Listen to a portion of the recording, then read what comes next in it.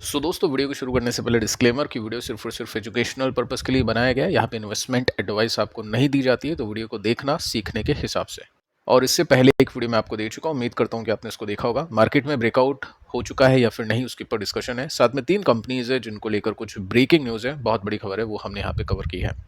अब यूएस के मार्केट पे आते हैं। सबसे पहले अभी के समय की तेजी आप देख सकते हैं, 382 पॉइंट्स ऊपर है, 0.88% का जंप है, गैप अप ओपनिंग है, उसके साथ में तेजी यहाँ पे बनी हुई है। नेस्डैक को भी देख लेते हैं, तो इसमें 108 पॉइंट्स की तेजी, आधे % का उछाल है।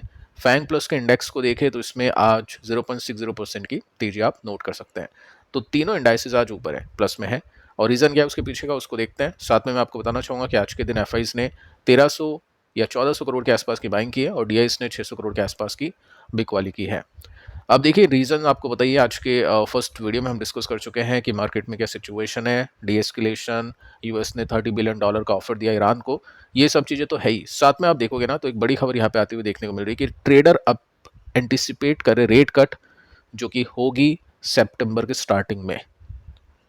अब यहाँ पे बैट को इंक्रीज किया जा चुका है कि पहले बोला जा चुका था कि 2 रेट कट होगी, लेकिन अभी की जो न्यूज़ आ रही है उसके हिसाब से आप देखोगे तो 3 रेट कट यहाँ पे आप देख सकते हैं। There will be 3 rate cuts in 2025।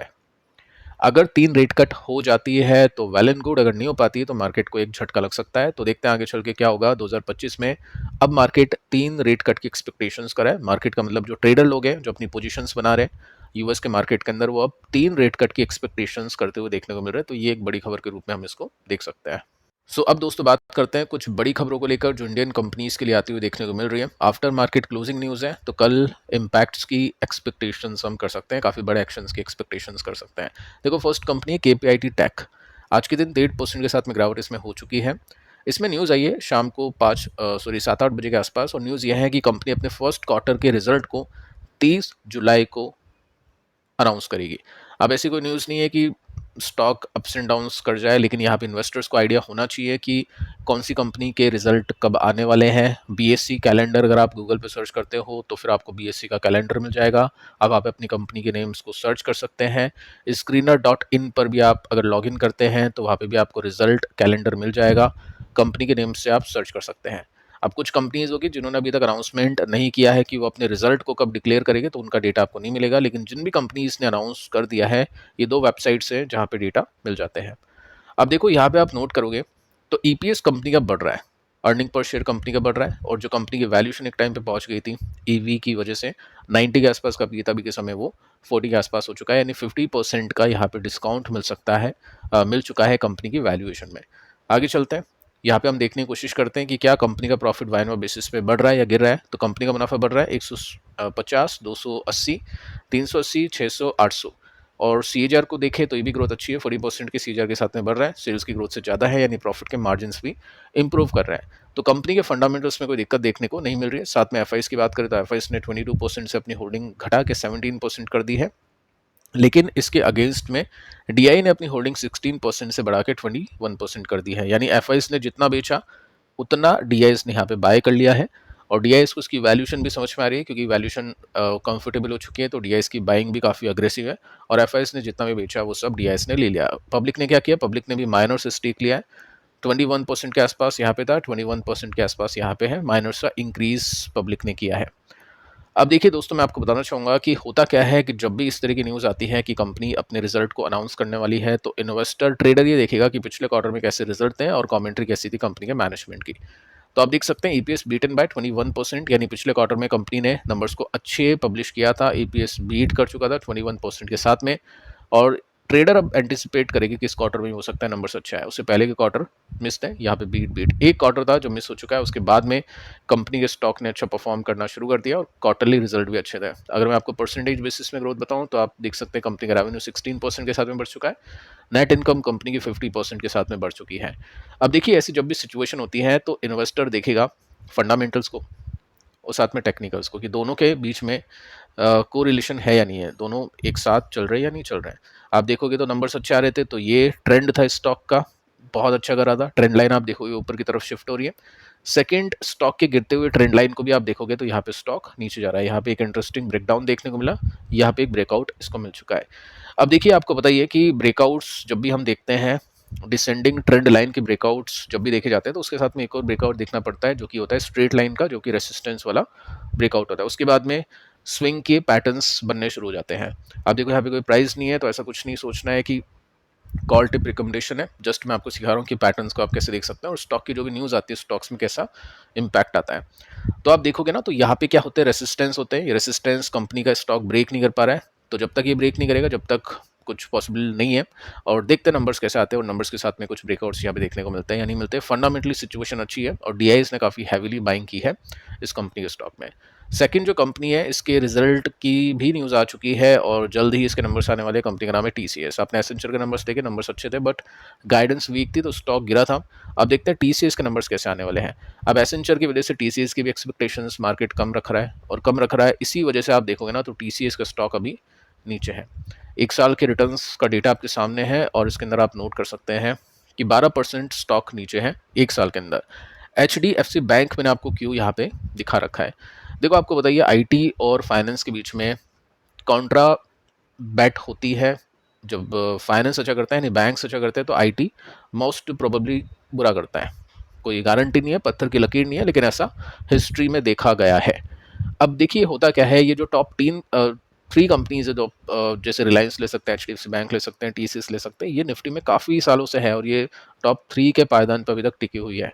तो यहाँ पे क्या होता है, जो बड़े इन्वेस्टर्स होते हैं, ट्रेडर होते हैं, वो इस तरह से काम करते हैं कि टीसीएस नहीं चल रहा है तो टीसीएस में बैठ लेंगे, एचडीएफसी चल रहा है तो उसको बेचेंगे, फिर एचडीएफसी गिरेगा तो टीसीएस ऊपर जाएगा तो टीसीएस बेचेगा, एचडीएफसी बैंक खरीदेगा। लेकिन उसके अंदर बहुत पेशेंस चाहिए होता है। ये बिगिनर भी करते हैं और जिसके पास में अच्छे फंड्स होते हैं वो भी करते हैं, क्योंकि बहुत स्लो चलती है कंपनीज, लेकिन इस तरह की चीज़ें यहाँ पे होती है। अब जैसे आप इसमें नोट करोगे तो टोटल 5 साल का डेटा आपके सामने है और इसके अंदर आप देखोगे सीखने के हिसाब से कि यहाँ पे क्या हुआ। देखो दोनों तेजी में थे, ठीक है।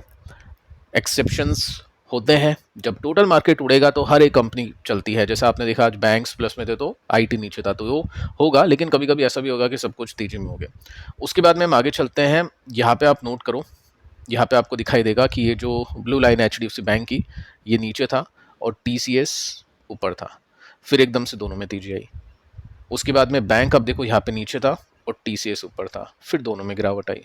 उसके बाद में ये टीसीएस नीचे था और बैंक ऊपर था, ठीक है। यहाँ पे भी आप देखोगे ये टीसीएस ऊपर था, बैंक नीचे था, फिर टीसीएस नीचे जा रहा है, बैंक ऊपर जा रहा है। ये सब चीज़ें चलती हैं और इन्वेस्टर को पता होना चाहिए कि कौन सी सेक्टर किस तरह के बीच में, मतलब दोनों के बीच में क्या रिलेशन है, हैजिंग वगैरह भी लोग कर लेते हैं, तो ये सिचुएशन है। अब देखो एसेंचर के नंबर्स अच्छे नहीं है तो यहाँ पे इन्वेस्टर्स एंटिसिपेट करें टीसीएस के भी नंबर्स अच्छे नहीं होंगे और वहाँ की बैंक्स के नंबर्स अच्छे आए थे, तो बैंक्स के लिए अच्छी एक्सपेक्टेशन। लेट्स सी के नंबर्स कैसे आते हैं। नेक्स्ट जो न्यूज़ है आरवीएनएल को लेकर है और इसके अंदर आप देखोगे तो कंपनी ने प्रोजेक्ट जीत लिया है जो कि 2.13 बिलियन रुपीज़ का है। टैक्सेस इसमें ही इंक्लूडेड है। न्यूज़ आई है शाम को 7 बजे के आसपास। लेट्स सी कि कल कैसा इंपैक्ट होता है। यहाँ तक अभी आप देखोगे तो स्टॉक ने अभी तक अपने डिसेंडिंग ट्रेंड लाइन को ब्रेक नहीं करा है।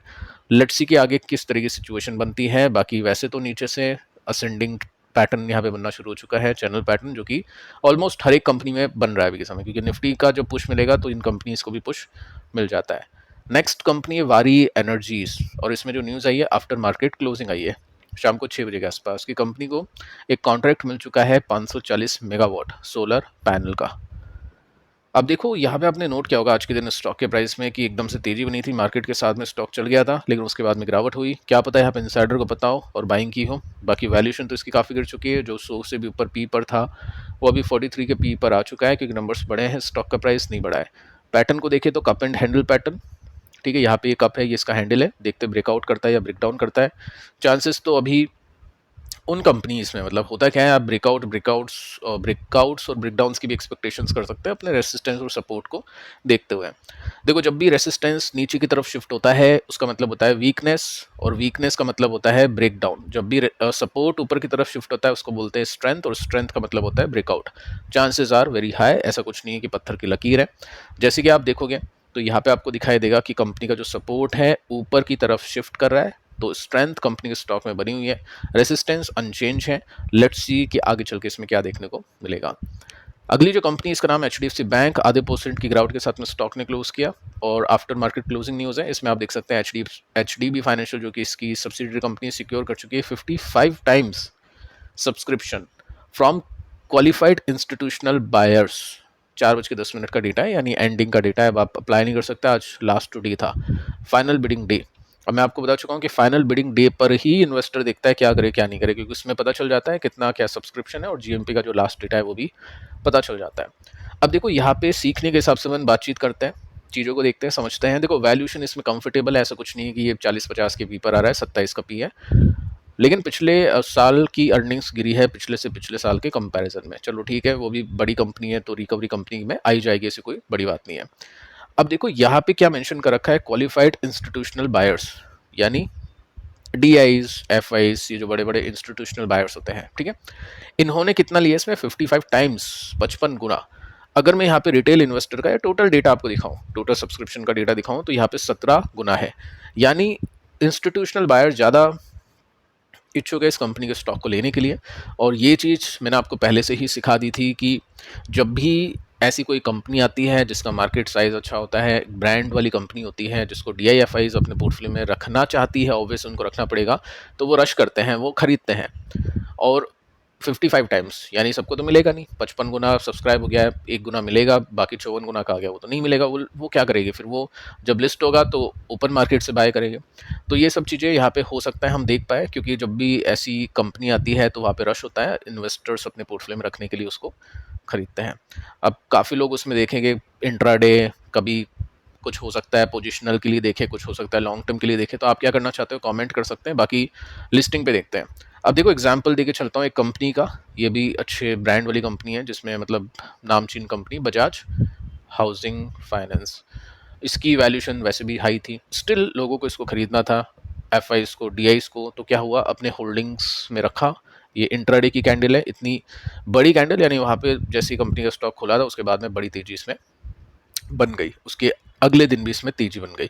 फिर पता चला कि सब कुछ ले लिया, अब बेचो क्योंकि वैल्यूएशन तो बहुत ऊपर है, तो जिसके पास में थे लॉक इन पीरियड एंड हुआ है, वो सब चीज़ें प्ले होने लग गई।